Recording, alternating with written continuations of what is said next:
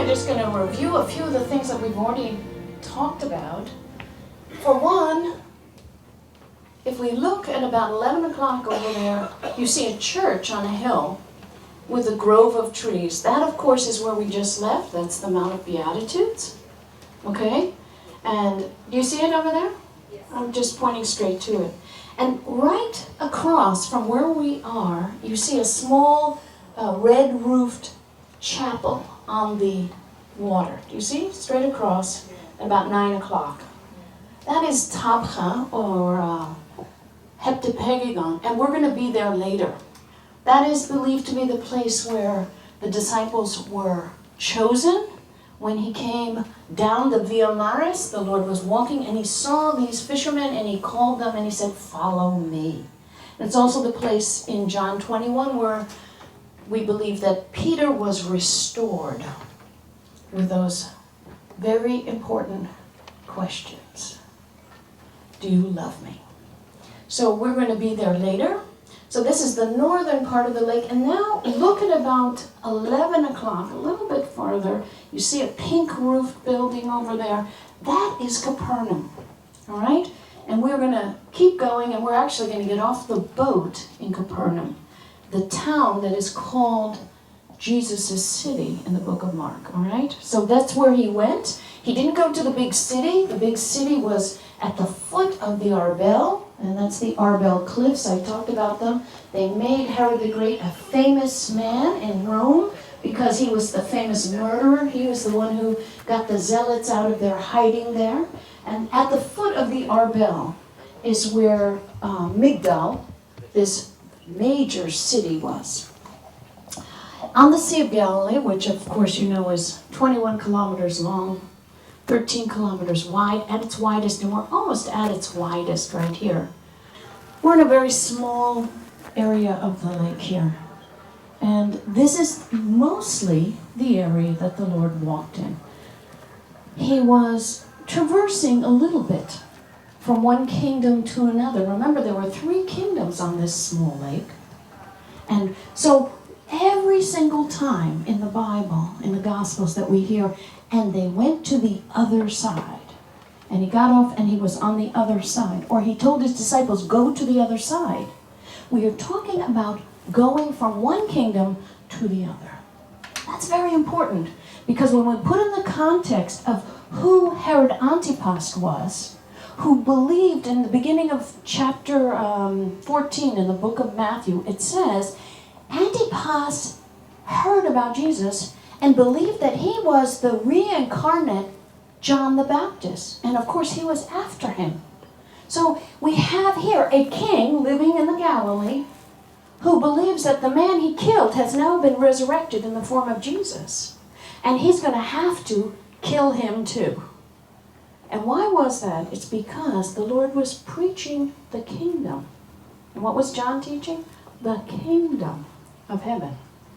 So we have this background to this whole amazing miracle. The miracle of the fishes and the loaves is going to be commemorated here at the foot of the mountain that's called the Mount of Beatitudes. But I want to take you deeper into the book of Matthew 14 now. As I said, you have been focusing on that wonderful miracle of the multiplication of the fishes and the loaves. We have in Matthew 14 this amazing miracle of the feeding of the 5,000. Remember, that's only men. And then it says, verse 22, immediately Jesus made his disciples get into the boat and go before him to the other side while he sent the multitudes away. What's he saying? He's saying, it's dangerous. There's too many people. We've got to get out of here. You guys escape before me. You go to the other side. Now, it doesn't tell us whether they were going to the Galiletus kingdom or whether they were going a little bit farther south to the area of the Decapolis. But they had to get out of there. Herod Antipas was not going to suffer this kind of multitude gathering with miracle upon miracle happening. He was going to put an end to it. All right? So this is the context of what is going to happen next and why they get into the boat. Now, I've already told you that the winds come from the west And they come through that valley that we've seen there from the Arbel Cliffs, and they come almost as clockwork every day, except for about 35 to 50 days a year, not more than that. So we have a very strong prevailing wind from the west. And that's very important to the context of this chapter. And it says, "And when he had sent the multitudes away, he went up on the mountain by himself to pray. Now when evening has come, he was alone, but the boat was now in the middle of the sea, tossed by the waves, for the wind was contrary." So what does that tell us? Where was the wind coming from? Was it the prevailing wind? No, it was not the prevailing wind. The wind was coming from the east. The prevailing wind is from the west. So the contrary wind is now pushing this small sailboat the wrong way. Have you ever done sailing? Do you know that if the wind is coming directly at you and you're trying to go there, you have to tack back and forth and back and forth. You cannot sail straight into the wind. And this is the situation that the disciples find themselves in. Now, today it's a nice calm sea, and you're thinking, well, how could they actually have thought it was such a big deal? I have seen 10-foot waves on that side of the lake. I have seen enormous storms. I lived here. This storm life can kick up really quickly on this lake. And this was the kind of evening or nighttime they were having. Now, in the fourth watch of the night, Jesus went to them walking on the sea. And when the disciples saw him walking on the sea, they were troubled, saying, "It's a ghost!" And they cried out for fear. Now, understand this. In this period of time, half of the people in this area were fishermen, certainly around the Sea of Galilee. And the tradition was that if you saw a ghost, because they fished at night on a regular basis, it meant you were about to die. It meant it was all over. The ghost of the Sea of Galilee called you into its midst. So you understand, one, why they were afraid. But how would you fear or think if all of a sudden you're in the middle of the storm and you're being tossed about and you see someone walking as a ghost? You can understand how they simply felt fear. And immediately Jesus spoke to them saying, "Be of good cheer. It is I. Do not be afraid." Now, if only they could have done that. Can you imagine what it was for them to hear his voice? "Hey, don't be afraid, it's me." Now, they had known several things about the Lord at this time, but they had never experienced what they were experiencing now when he comes walking on the storm. And Peter, I love Peter, answered him and said, "Lord, if it is you, command me to come to you on the water." So he said, "Come."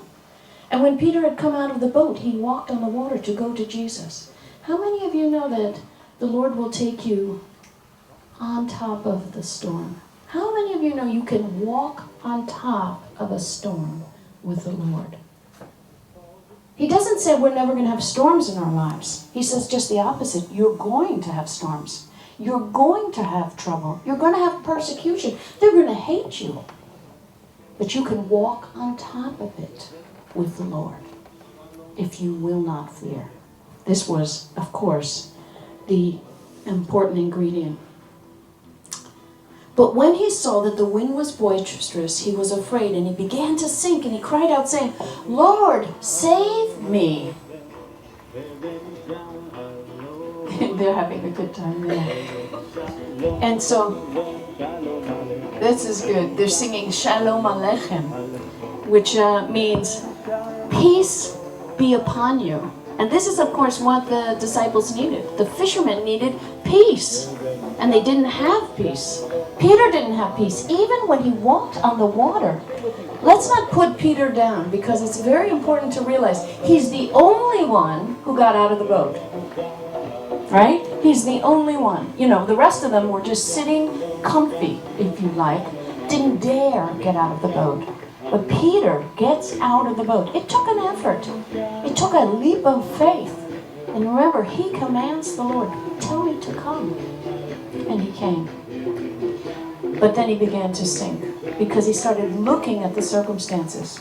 And immediately Jesus stretched out his hand and he caught him and he said, "O you of little faith, why did you doubt?" Why did you doubt? Do you hear the loving words there? You didn't need to doubt. You didn't need to look at the circumstances. You didn't need to evaluate with your own mind. You just needed faith in me.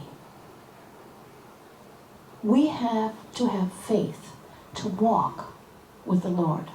You cannot walk with the Lord without faith. It is the only necessary ingredient. And you know the good thing about that? He's given us the faith. Everyone has been given the faith to follow the Lord. But then you have to make that decision. So, and when they got into the boat, the wind ceased, and those who were in the boat came and worshipped him, saying, "Truly, you are the Son of God." And when they had crossed over, now listen, they were in this area where the multiplication of the fish and the loaves were. They were in the Capernaum area. They were sent to that side, and they couldn't get there. How many of you have heard something from the Lord, and it's so hard, and in the end, it works out totally differently than you thought it was going to work out? This is that story for you, to comfort yourself with that story. Because they weren't able to make it to the other side. They were absolutely not getting there. And when the Lord gets in the boat, and the sea calms, they came to the land of Gennesaret. Now this is exactly where we just got on the boat. They found themselves back in the Galilee. They didn't make it to Galilee or Decapolis. They were back in Herod Antipas' kingdom. They had left here escaping, and they find themselves back over here. That wasn't really the other side, do you see, in the context of another kingdom. But do you think this took the Lord by surprise? It certainly took them by surprise. It certainly wasn't the place they were aiming for. And when the men of that place recognized him, they sent out into all the surrounding region. Remember, I told you, the big city was right next to there. That was the area where there were so many thousands of people living in this Roman city called Magdala. Do you think there were a few sick people? You know, think about what kind of medical care there was in those days. What kind of hospitalization and recuperation, and what happened to you if you broke your arm or your leg? Was there anything to heal you? No. There were many, many who came. And he begged him that they might only touch the hem of his garment. The hem of his garment is going to have the tassels on it. The tassels are the indication of his authority. You wore it on your outer garment. The tassels are going to be on a Jewish man's garment. And it knits him with Torah, with the instructions God has given him. It reminds him who his authority is. And so you have multitudes lining up, and they only want to touch that hem of his garment, that tassel, those fringes. Sometimes it says the fringe of his garment. That is indicative of who he is. Who is he? A Jew. And they know it. And that's why they want to touch the fringe. And this is the best part of the story. And as many as touched it were made perfectly well. Sometimes it's translated perfectly whole. It's the only time we hear about the miracles of Jesus where they are made perfectly whole. You know what's so wonderful about this? What's so wonderful about this is that the wholeness is from within and throughout. They only had to touch the hem of his garment, and they were made perfectly whole. Do you understand how important this is? And this is what happened in a place they didn't expect to go. They had no understanding they were on their way over there. So in this, we have a story that confounds us, but certainly it didn't confound the Lord. It doesn't confound us in the sense of our natural thinking, just like the fishermen. They wanted to go to the other side. They were escaping. Instead, they find themselves closer to Antipas. But what was the purpose of it? I believe the multitudes were going to get healed. The multitudes. So, just so you understand a little bit of the context of just one of these miracles, you see how a few verses can tell us an awful lot. Yeah?